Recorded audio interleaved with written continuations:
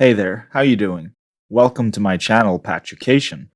I want to talk a little bit today about fascism and how it relates to modern conservative movements.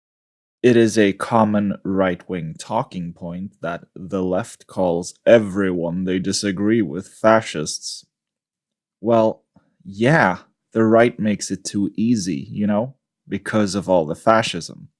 Okay, let's justify that statement. So obviously baseless name calling is dumb, like when the far right accuses everyone to the left of them of being communists, including center right liberals, or when the far right accuses the left of being the real fascists, or when the far right blanket labels any social values that deviate even slightly from theirs woke, or when the far right labels criticism toward them or people they like cancel culture, or when the far right, you get the idea. I'm not in favor of baseless name calling or using buzzwords to herd the sheep that follow you along a certain political path. Everyone that disagrees with me is definitely not a fascist. To answer the question posed in the title of the video, is conservatism fascist? Not necessarily by definition, no. However, fascism or fascist beliefs are on the rise on the right. It is increasingly common for conservatives to subscribe to far right conspiracy theories and believe in far right values that dehumanize and demonize entire demographics of people.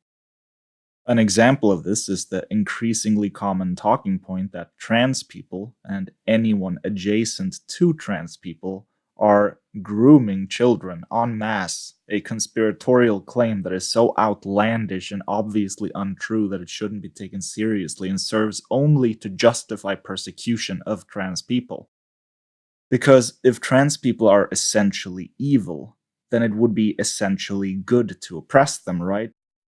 This conspiracy theory and this practice of dehumanizing and demonizing trans people are so commonplace now in the modern conservative movement that it cannot in good faith be called mere conservatism anymore. The distinction can sometimes be hard to see as social conservatism is a precursor to fascism, in the sense that fascism is often social conservatism taken to its extreme and logical conclusion. But there is a difference, of course, mainly in terms of degrees. What we need to ask ourselves is, what is fascism? Well, there's no commonly accepted simple answer to that question. But I do have a working definition of fascism that I use and that I think works quite well. Fascism is ideological bigotry. When you select one specific demographic of human beings, fearmonger and spread conspiracy theories about them, claim that they are the cause of all our problems, real or imagined, and the cause of societal collapse. And when you propose solutions to the problem being a certain group of human beings based on nothing but superficial differences, that is fascism.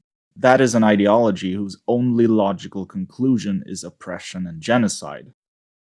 Let's bring this definition back to the modern conservative movement's strong emphasis on transphobia, spreading conspiracy theories and fear-mongering about trans people.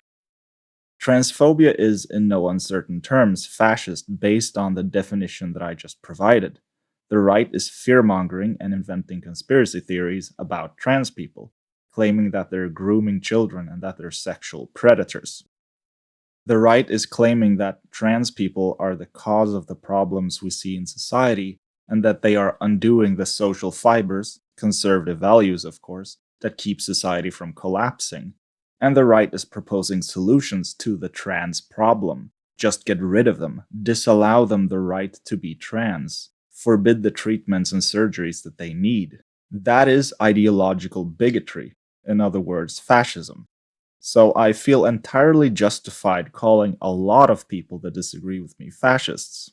Because it really isn't just a disagreement when you have a political movement painting a group of human beings as subhuman and unworthy of rights, respect, and life for the crime of just being themselves.